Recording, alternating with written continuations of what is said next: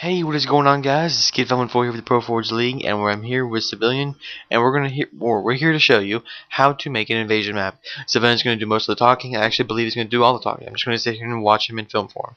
So, guys, I do apologize massively if you can't hear Civilian. We are sorry. We failed over Xbox Live, so we're sorry if you can't hear him. Turn it all the way up if you can't hear him. So here he is with the program.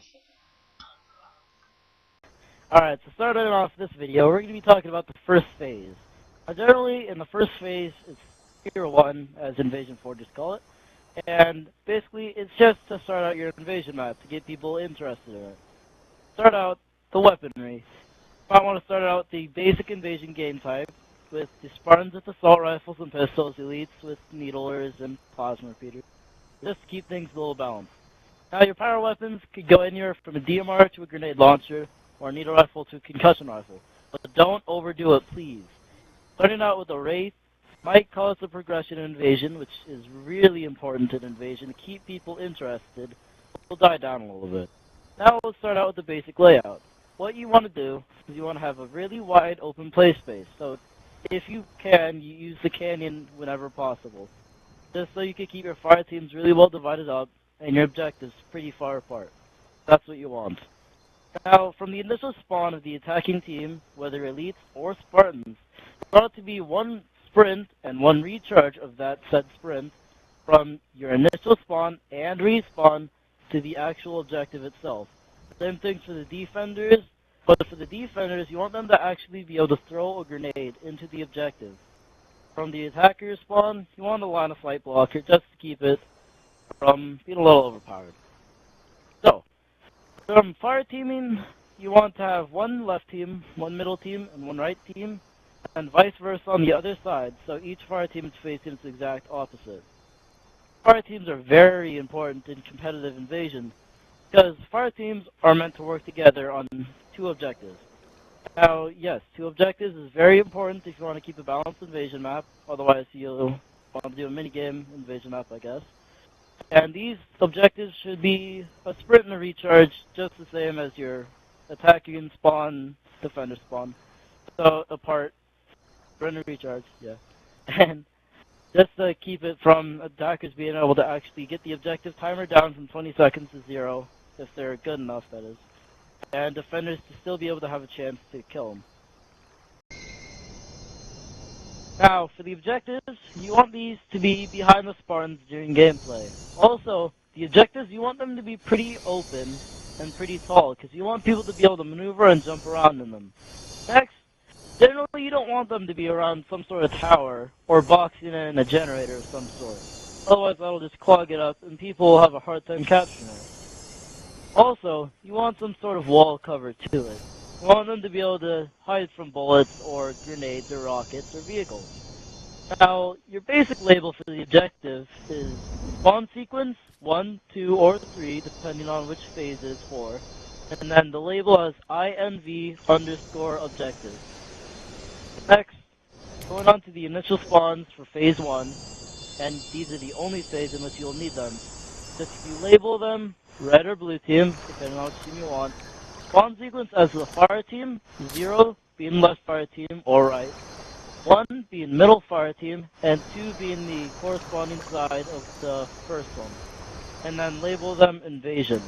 Now the respawn, generally don't want the radius of the respawn to be around the initial spawns, otherwise the initials will not work. Hey, wait a second. Where's Fred? Hello? Hello? Hello? So, just put it behind it or wherever you want. Now, also on the team, you want it to be the corresponding team.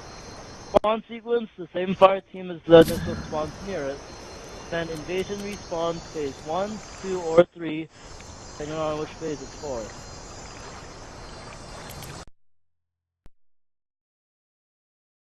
You put something that disappears in your invasion map, which everyone finds to be really fun to do, is what you would do is you go to the spawn sequence as 1 or 2, and then the game type label as invasion gate, or IVN_gate. The spawn sequence depends on which phase it's going to disappear in. So if you put it as 1, it'll disappear if they capture 2. Or after, after 1. And if you put 2, it'll disappear after you capture 2. So basically just do that. Now, if you want a vehicle or a weapon to spawn in later, what you do is you come over here and then put the spawn sequence as the phase you want to spawn in, and then invasion vehicle or IVN vehicle or INV weapon, depending on what you want to spawn in. And what you always want to do is actually put a spawn time on it so it actually spawns in. This also applies for any structures you want to put into your map that spawn later, or teleports, or man cannons.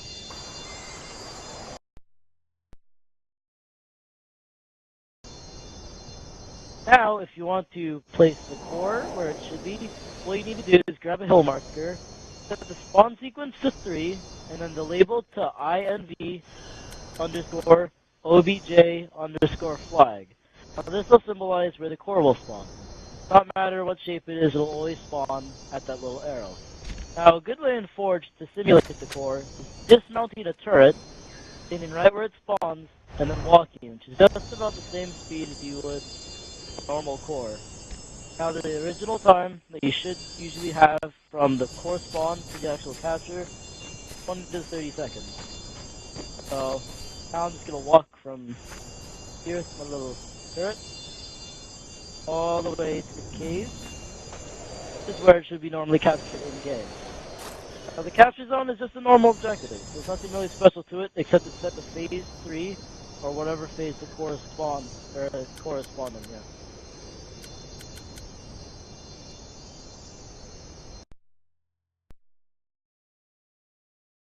Also, what you want to do is you want to have the second phase objectives in close proximity to the core spawn, but you still want it to be that decent sprint and recharge just to get to the core and give the defenders some time to respawn.